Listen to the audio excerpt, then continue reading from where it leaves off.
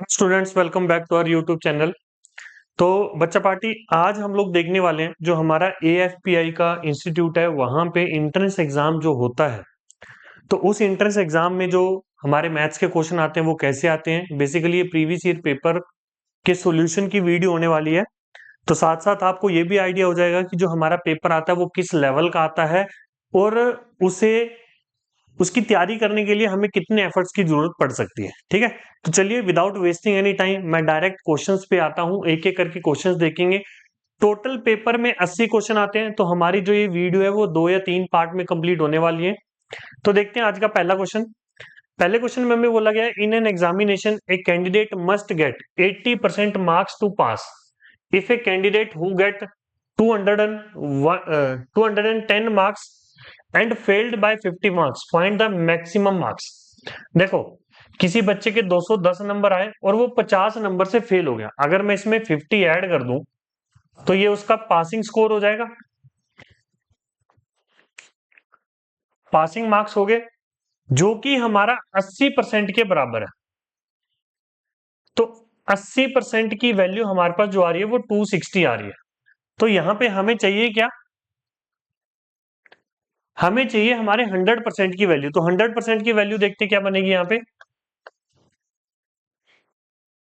1% की वैल्यू आ जाएगी 260 divide by 80 and 100% की वैल्यू आ जाएगी 260 divide by 80 into 100। So that will B 5 4 and 6 and 5। So 65 into 5, so answer will B 325। तो यहां पे हमारा जो ऑप्शन सी है वो सही आंसर हो जाएगा। ठीक है, बिल्कुल ही सिंपल आसान क्वेश्चन पेपर में पूछता है। नेक्स्ट क्वेश्चन देखते हैं। हमें बोला गया 20 plus 8 into 0.5 divide by 40 minus y is equal to 16। तो यहां पे इसको सोल्व करते हैं, कितना बनेगा। 20 प्लस में 8 5 जब 40, तो ये यहां पे जो आ रहा है वो 0.4 बन रहा है। 40 minus y is equal to 16। तो यहां पे हमारे पास आ गया ये 20.4 40 माइनस वाई डिवाइड बाय 16। ठीक है, यहां पे आ रहा है 4 और यहां पे ये वैल्यू हमारी जो बन जाएगी वो बन जाएगी 5.1। तो क्रॉस मल्टीप्लाई कर देते हैं। 5.1 is equal to 160 minus 4y। तो 4y की वैल्यू यहां पे क्या आ रही है 160 minus 5.1। So 4y is equal to 154.9। तो यहां से y की वैल्यू कितनी हो जाएगी 154.9 डिवाइड बाय 4। तो 4 3 जा 12, 3 एंड 4 4 32, 2 एंड 9 7, 2 एंड 0। तो यहां पे अगर मैं मैच करूं तो 387 वाला सिर्फ यही एक ऑप्शन है जो 387 से स्टार्ट हो रहा है ना। तो हमें इन चीजों का भी ध्यान रखना होता है ड्यूरिंग एग्जाम कि टाइम को कैसे बचाया जा सकता है। यहां पे मुझे दिख गया कि हमारे आंसर के जो पहले 3 नंबर है वो 387 है और ऑप्शन में पहले 3 नंबर 387 सिर्फ एक ही ऑप्शन में है। तो without wasting any time our answer will be option A only, right. Next question देखते हैं। 3.9 इंटू 31 प्लस में 3.79 इंटू 37 प्लस में 3.79 इंटू 32 इज इक्वल टू। तो 3.79 यहां पे कॉमन ले लेते हैं, वैल्यू कितनी बच गई पीछे 31 प्लस 37 प्लस 32। तो ये कितना आ गया 3.79 इंटू में वैल्यू बन रही है 100। तो 2 पॉइंट से 2 जीरो कट जाएंगे तो answer will be option B only. So next question देखते हैं। नेक्स्ट क्वेश्चन में हमें बोला गया है कि 13324 डिवाइडेड बाय 145, ये वैल्यू हमारी 91.9 है। ठीक है जी, और हमसे पूछा क्या गया है, हमसे पूछा गया कि अगर 133.24 डिवाइड बाय 9.19 करेंगे तो क्या आंसर बनेगा। ठीक है, तो जो ये इक्वेशन मैंने लिखी, इस इक्वेशन को मुझे इस इक्वेशन में कन्वर्ट करना है। तो सबसे पहले क्या करूंगा मैं, जो 91.9 है उसे इधर ले आएंगे, 145 को उधर ले जाएंगे। तो हमारे पास क्या बन रही है 133 24 divide by 91.9 is equal to 145 आ गया। अब मुझे यहां पे चाहिए 133 के बाद पॉइंट और यहां पे चाहिए 9 के बाद पॉइंट। तो 9 के बाद जो पॉइंट बनेगा वो तो हमारा पॉइंट बन जाएगा डिवाइड बाय 10 से। अगर मैं यहाँ पे डिवाइड बाय 10 कर रहा हूं तो मल्टीप्लाई बाय 10 भी करना पड़ेगा। सिमिलरली यहां पे पॉइंट चाहिए मुझे 133 के बाद, तो डिवाइड बाय 100 करना पड़ेगा। अगर मैं डिवाइड बाय 100 कर रहा हूं तो मल्टीप्लाई बाय 100 भी मुझे यहां पे करना पड़ेगा, राइट। तो अगर मैं ओवरऑल चेक करूं तो यहां पे जो ये 10 है वो इधर चला जाएगा। तो मेरे पास जो आंसर बन रहा है वो 133.24 divide by 919 is equal to 145/10 बन रहा है। So that is option D only. ठीक है जी। अगर थोड़ा सा और मैं कॉमन सेंस यहां पे यूज करूं ना, मुझे इतना पता चल गया कि भाई इन दोनों को बस इधर लेके आना है और इधर लेके जाना है, उसके बाद सिर्फ पॉइंट का ही खेल है, वो आगे पीछे होगा। आंसर में हमारे जो डिजिट है वो 145 ही रहने वाले हैं। और अगर मैं ऑप्शन में चेक करूं, यहाँ पे 145 सिर्फ एक ही ऑप्शन में दिया हुआ है, दैट इज ऑप्शन डी। तो अगर मैं इस क्वेश्चन को थोड़ा सा कॉमन सेंस यूज करके सोल्व करता तो एक्चुअली में मुझे ये पूरा सोल्व करना ही नहीं पड़ता। ठीक है ना। यहाँ पे ये 145 आ रहा है, बस मुझे इतना पता चल गया था कि भाई 2-4 पॉइंट इधर उधर करने होंगे, डिजिट सेम यही रहने वाले हैं। और अगर मैं चेक करूं ऑप्शन में 145 सिर्फ एक ही क्वेश्चन में था, सॉरी एक ही ऑप्शन में था। चलिए अगला क्वेश्चन देखते हैं।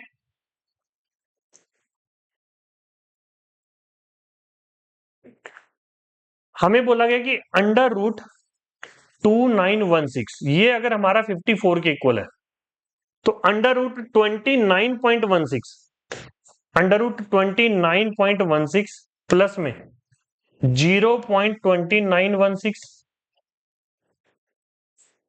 0.00296 प्लस में 0.0000296, इसका आंसर क्या होगा।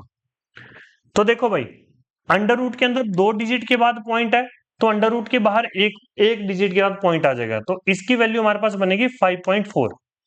सिमिलरली इसकी बनेगी 0.54, इसकी बन जाएगी 0.054 और यहां पे जो ये है इसकी वैल्यू हमारे पास बन जाएगी 0.0054। तो अगर ऐड करके देखें यहां पे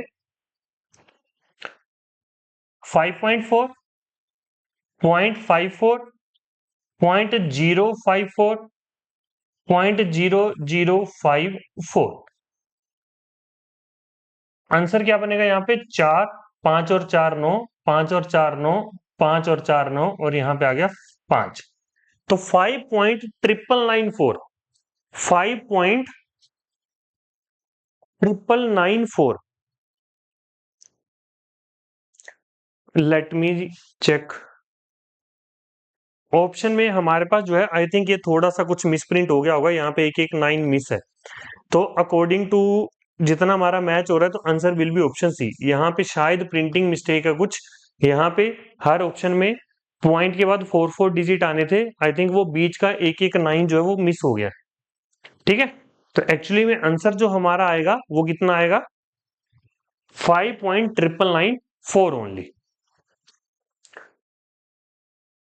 moving to the next question, हमें बोला गया कि 1.5x is equal to 0.05y और इसकी वैल्यू हमें निकालनी है। तो पहले मैं इसकी रेशियो निकालता हूं।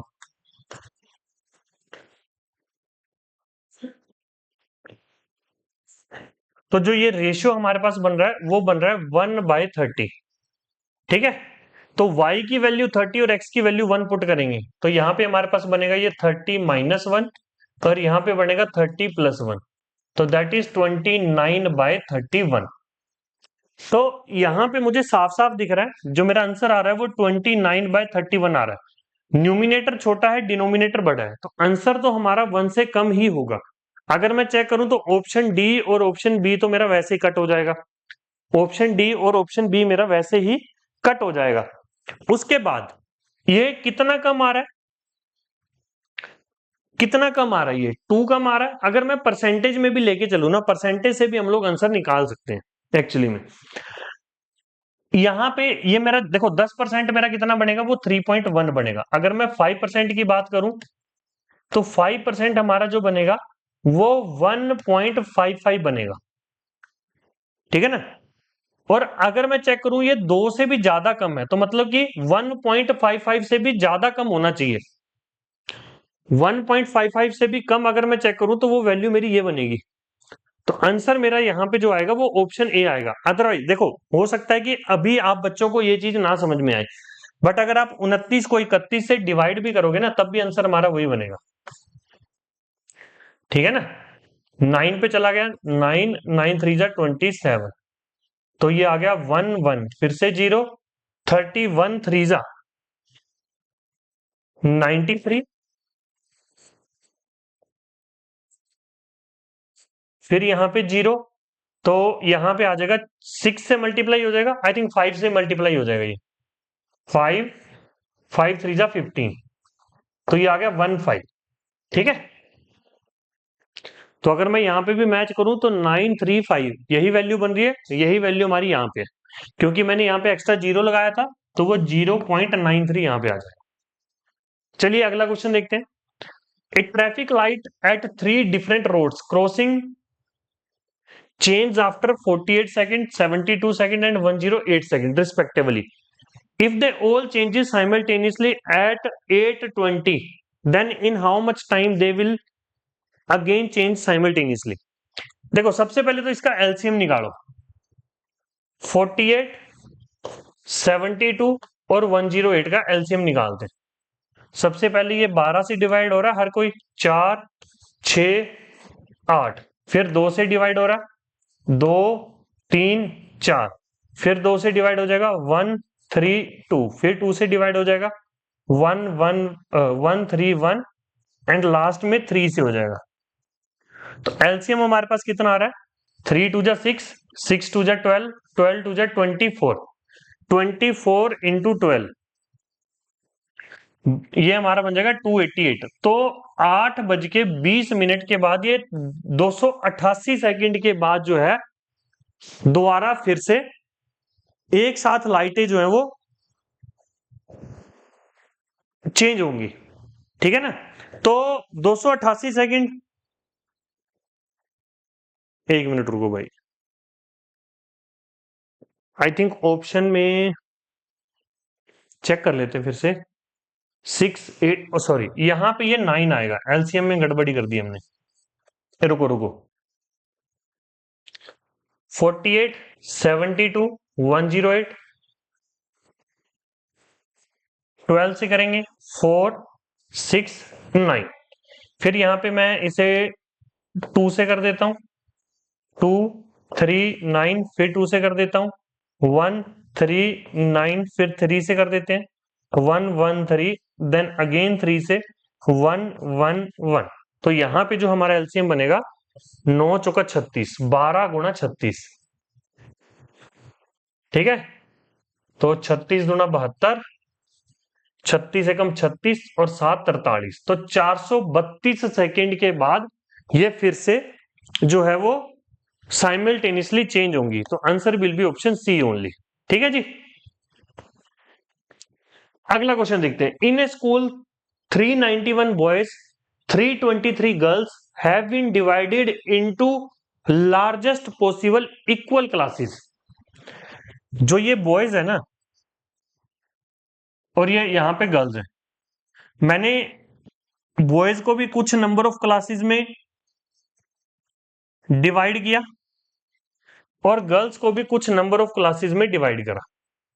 तो जो ये नंबर ऑफ क्लासेस है ना, ये हमारी बराबर होनी चाहिए, so that each class of boys numbers the same as each class of girls. तो जितनी नंबर ऑफ क्लासेस हमारे बॉयज के बन रहे हैं उतनी ही नंबर ऑफ क्लासेस जो है वो गर्ल्स की बननी चाहिए। हालांकि हर एक क्लास में नंबर ऑफ बॉयज और नंबर ऑफ गर्ल्स जो है वो जरूरी नहीं कि बराबर हो, बट नंबर ऑफ क्लासेस जरूर बराबर होनी चाहिए। और हर एक क्लास में नंबर ऑफ बॉयज आपस में इक्वल होने चाहिए और नंबर ऑफ गर्ल्स आपस में इक्वल होनी चाहिए, ठीक है ना। तो ऐसे क्वेश्चंस का जो आंसर आता है वो हमेशा एचसीएफ से आता है। आप इधर समझना, जैसे अगर मैं 391 की बात करूं तो दैट विल बी 17 इंटू 23, और अगर मैं 323 की बात करूं, दैट विल बी 17 इंटू 19। तो यहां पे अगर मैं इनके एचसीएफ की बात करूं तो वो 17 आ रहा है। अब इस चीज को समझते हैं। मैं हर एक क्लास में, अगर मैं बॉयज की बात करूं तो बॉयज को रखूंगा 23। तो जब मैं हर एक क्लास में 23 बॉयज रखूंगा, टोटल 17 क्लासेस बनेंगी। सिमिलरली जब मैं हर एक क्लास में 19 लड़कियों को रखूंगा तो टोटल 17 क्लासेस उनकी बनेंगी। तो यहाँ पे लार्जेस्ट पॉसिबल क्लासेस कितनी हो जाएंगी हमारे पास? दैट इज ऑप्शन सी,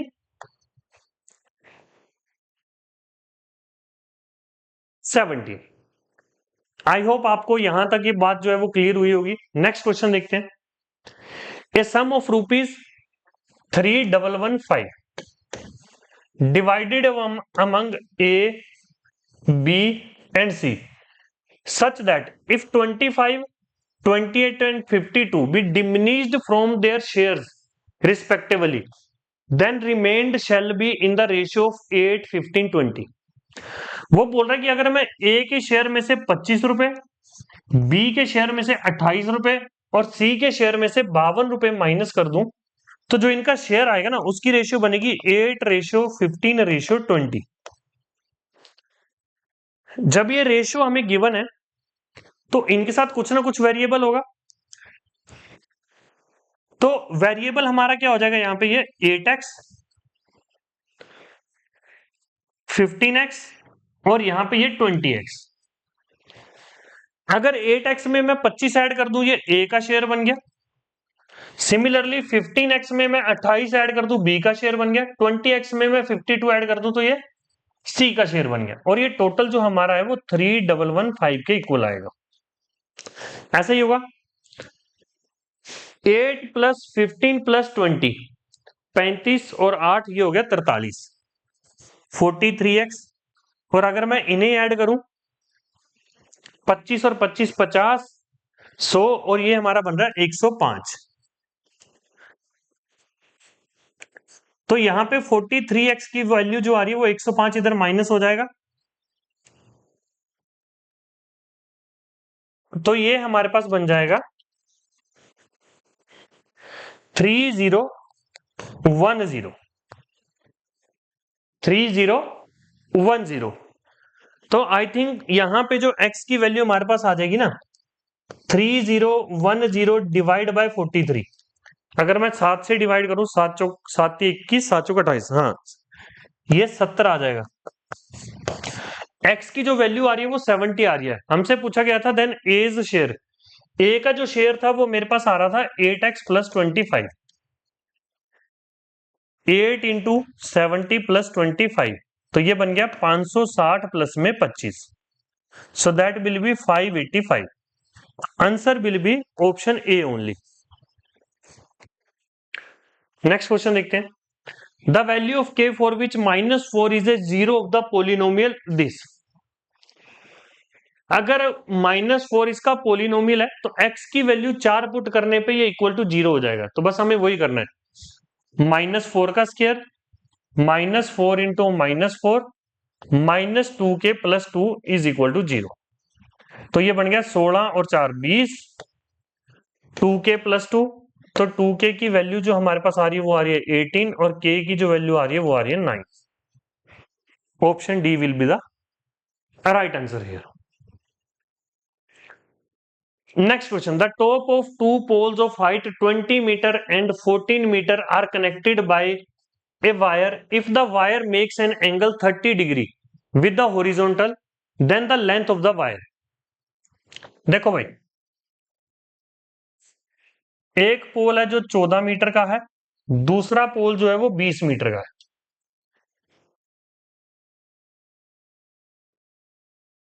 अब यहां से मैंने एक वायर यहां पे ज्वाइन करी, ये जो एंगल बनेगा वो 30 डिग्री बन रहा है। अब हमसे पूछा गया the length of the wire. ये जो हाइट आ रही है वो 20 - 14 बन जाएगी, दैट विल बी 6 ओनली। ठीक है जी। तो ये जो वायर की लेंथ आ रही है ये हमारा हाइपोटेन्यूज बन रहा है।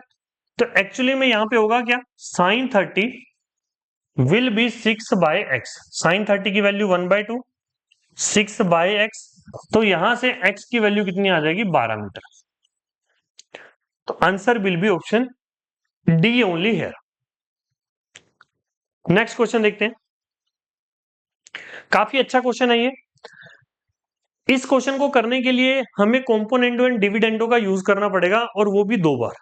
ठीक है, देखो अगर मैं यहां पे कॉम्पोनेंटो एंड डिविडेंडो का यूज करूं, कॉम्पोनेंटो एंड डिविडेंडो क्या होता है कि अगर a बाय बी है और वो c बाय डी के इक्वल है, तो इन्हें मैं a plus B A minus B c plus D c minus D लिख सकता हूं।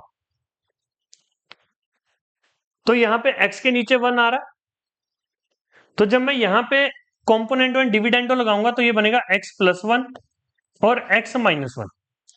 इन दोनों को जब मैं ऐड करूंगा तो ऊपर ये माइनस वाला कट जाएगा, जब माइनस करूंगा तो प्लस वाला कट जाएगा। तो मेरे पास यहां पे आएगा 2 time under root M plus N, 2 time under root M minus N. ठीक है जी, तो यहां पे वैल्यू हमारे पास क्या आ रही है, अब दोनों तरफ मैं स्क्वायर कर देता हूं तो वैल्यू हमारे पास बनेगी x प्लस 1 का स्क्वायर, x माइनस 1 का square is equal to m plus N और m माइनस एन। हम लोग यहां फिर से कॉम्पोनेंटो एंड डिविडेंडो यूज कर देंगे, so that will be x plus 1 का स्क्वायर प्लस में x माइनस 1 का square divided by x plus 1 का स्क्वायर माइनस में x माइनस 1 का square, so that will be m by n only. हमसे n की वैल्यू पूछी हुई है ना उसने, n in terms of x and m। तो इसे सोल्व कर लेते हैं। अब नीचे तो a square minus B square का फॉर्मूला लग जाएगा, ऊपर वाले को हम लोग सोल्व कर लेते हैं।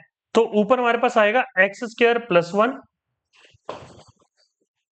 Plus 2x plus X square plus 1 minus 2x divide by, नीचे हमारे पास बन जाएगा ये a minus B A plus B. अगर मैं a प्लस बी यहां पे करता हूं तो 2x आ जाएगा, a माइनस बी करता हूं तो कल्ला 2 आ जाएगा, तो 2x इंटू 2। ठीक है, that is m by n only. 2x से 2x गया तो ऊपर मेरे पास आ रहा है 2 into X square plus 1 divide by 2x m by n, actually में 2x इंटू 2, तो 2 से 2 कट जाएगा। यहां पे जो n की वैल्यू आ रही है वो आ रही है 2x into M divided by X square plus 1। तो यहां पे जो हमारा आंसर मैच कर रहा है वो ऑप्शन ए मैच कर रहा है।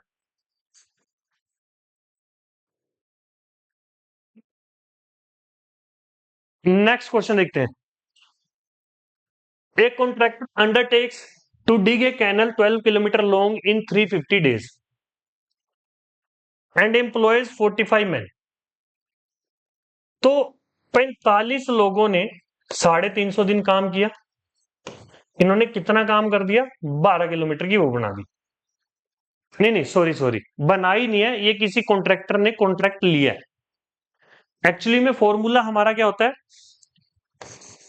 M1D1 divide by W1 is equal to M2D2 divide by W2।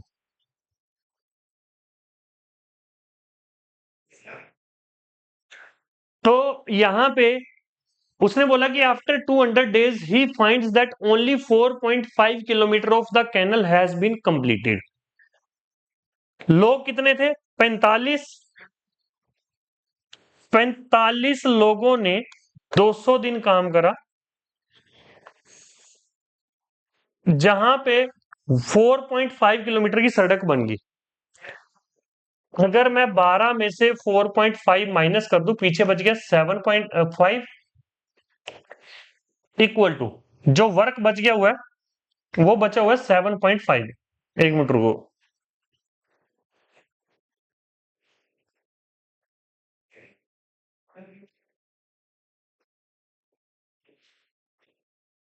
find the number of extra men he must employ to finish the same work in time। 350 में से 200 दिन जा चुके हैं, पीछे बच गए 150 दिन। तो यहां पे आ गया 150। नंबर ऑफ मैन टोटल जितने भी होंगे ना वो पहले मैं एक्स मान लेता हूं, बाद में 45 माइनस कर देंगे। तो सबसे पहले पॉइंट से पॉइंट गया, 45 से 45, यहां पे 2, यहां पे 100। तो जो एक्स की वैल्यू आ रही है वो 100 आ रही है। टोटल लोग मुझे 100 चाहिए थे, जिसमें से 45 ऑलरेडी थे, तो एक्स्ट्रा और कितने चाहिए होंगे? 100 में से अगर मैं 45 को माइनस कर दूं तो हमारे पास आंसर क्या आ जाएगा यहाँ पे? Option A, that is 55। Next question देखते हैं, बड़ा ही उम्दा क्वेश्चन है ये भी। हमें दिया गया X square plus Y square divide by X square minus Y square. 8 दूनी 16 और 1 17, 17/8 है, और हमसे पूछा गया इसकी वैल्यू। यहां पे वाई स्क्र से अगर मैं डिवाइड करूं, मतलब इसे क्रॉस मल्टीप्लाई कर देता हूं, चलो 8x square, 8y square, 17x square, 17y square.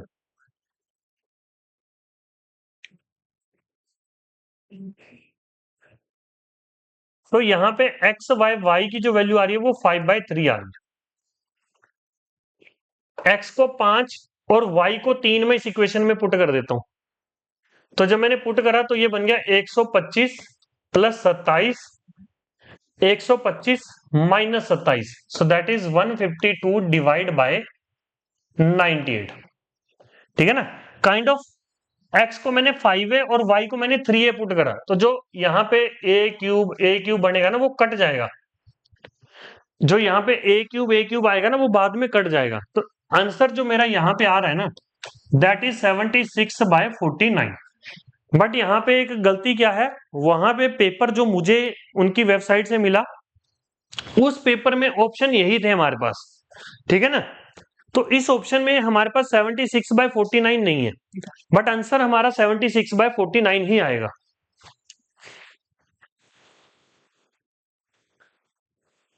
अगला क्वेश्चन देखते हैं।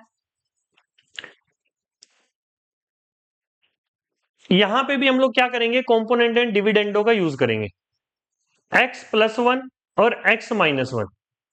जब +1 करा तो यहां पे आ गया 2√3x + 4। एक मिनट,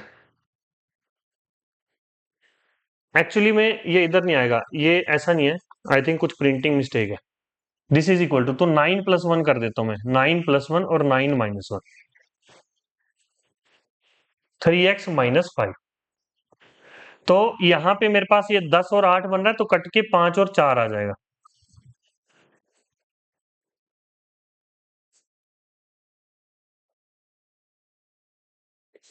स्केयरिंग बोथ साइड करेंगे तो हमारे पास आएगा 25/16, 3x + 4, 3x - 5। क्रॉस मल्टीप्लाई कर देंगे, 25 × 75x, -125, 48x + 64। तो ये आ गया मेरे पास 27x, 5 4 9 और 189। तो यहां से काट के हमारे पास x की वैल्यू आ रही है 7 only, so that is the option C only. ठीक है जी। नेक्स्ट क्वेश्चन देखते हैं। If x + y = 2z, then the value of x - z, x over, यहां पे ना x नहीं आएगा, यहां पे z आएगा, z ओवर y - z। ठीक है? x + y = 2z है, एक z को मैं इधर ही रहने देता हूं और y को उधर ले जाता हूं, तो x - z जो मेरा है ना, वो z - y के बराबर आ रहा है। तो यहां पे जो ये y - z है, तो यहां पे अगर मैं कॉमन लूं y - z, तो वो मेरा माइनस ऑफ x - z के बराबर आ रहा है। बस यहां पे रिप्लेस कर देते हैं, x over x - z minus z over x - z। तो ऊपर भी x - z बन गया, नीचे भी x - z बन गया, कट के हमारे पास कितना आ गया यहाँ पे 1 ओनली। तो यहाँ पे ऑप्शंस मैंने लिखे नहीं है, बट यहाँ पे इसका आंसर जो आएगा वो क्या आएगा, 1 ओनली। ठीक है जी। नेक्स्ट क्वेश्चन देखो। If the third and 9th term of an AP are 4th and -1/8, third term की एपी को मैं लिख सकता हूं a + 2d, दैट इज 4, और 9th टर्म को मैं लिख सकता हूं 8 plus 8d that is -8। Which term of the AP is 0? यहां पे अगर मैं इन दोनों को माइनस करूं तो 6d की वैल्यू जो है वो -12 आ रही है और d की जो वैल्यू आ रही है वो -2 आ रही है। ठीक है, तो जो थर्ड टर्म थी वो 4 थी, तो अकॉर्डिंग टू d -2 है। फोर्थ टर्म हमारी 2 हो जाएगी और फिफ्थ टर्म हमारी जो है वो 0 हो जाएगी। तो answer will be option C only. ठीक है जी। अदरवाइज देखो यहां पे क्वेश्चन हमारा बहुत लेंथी भी जा सकता था। अगर मैं d की वैल्यू -2 यहां पे पुट करूं तो a की वैल्यू मेरे पास आ जाएगी 8। a की वैल्यू क्या आ जाएगी? 8। फिर nth टर्म जो है वो 0 के इक्वल है, तो a प्लस n-1 into D is equal to 0। a की वैल्यू 8, d की वैल्यू -2। तो यहां से जब तुम सोल्व करोगे तब भी n की वैल्यू जो है वो हमारे पास 5 ही आने वाली है। ठीक है, नेक्स्ट क्वेश्चन देखते हैं।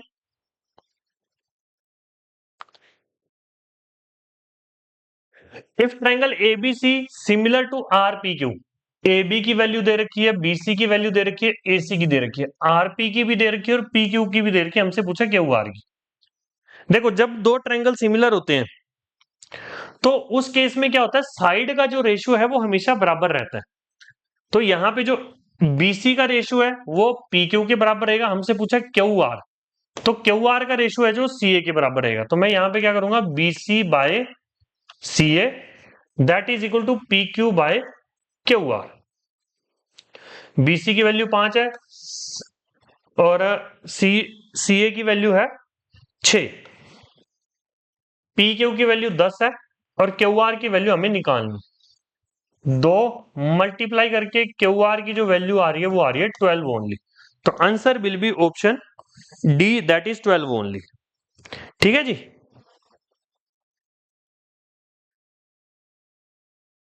नेक्स्ट क्वेश्चन देखते हैं।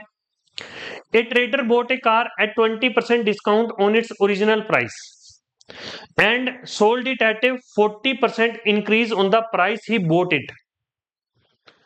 What percentage of profit did he make on the original price? देखो अगर कार का प्राइस जो है वो मान लो 100 रुपए था, 20% कम पे खरीदा, तो मतलब कि 100 का अगर मैं 20% कम करूं तो 80 आ जाएगा। और उसने इसको बेचा जो है वो 80 के भी 40% प्रॉफिट पे बेच दिया। 80 का जो 40% बनता है वो हमारा बन रहा है 32। तो जब मैं ऐड कर दूंगा तो ये आ जाएगा 112। अब वो पूछ रहा है कि भाई ओरिजिनल से कितना ज्यादा बेचा। ओरिजिनल से यहां पे मुझे साफ साफ दिख रहा है कितने परसेंट एक्स्ट्रा हो रहा है, ये 12%। तो answer will be option C only. ठीक है जी। नेक्स्ट क्वेश्चन देखते हैं।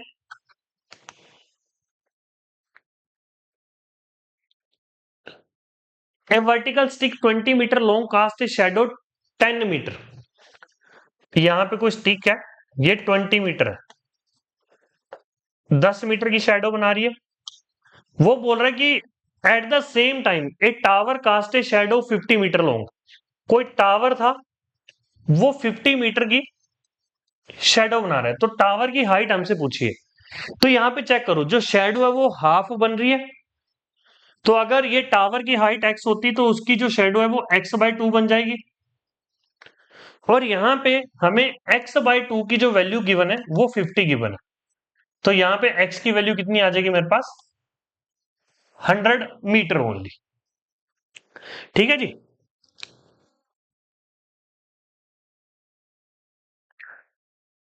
तो देखो बच्चों, जैसे हमारे पेपर में टोटल 80 क्वेश्चन पेपर में पूछे जाते हैं, तो आज की इस वीडियो में 1 to 20 के क्वेश्चन हो चुके हैं।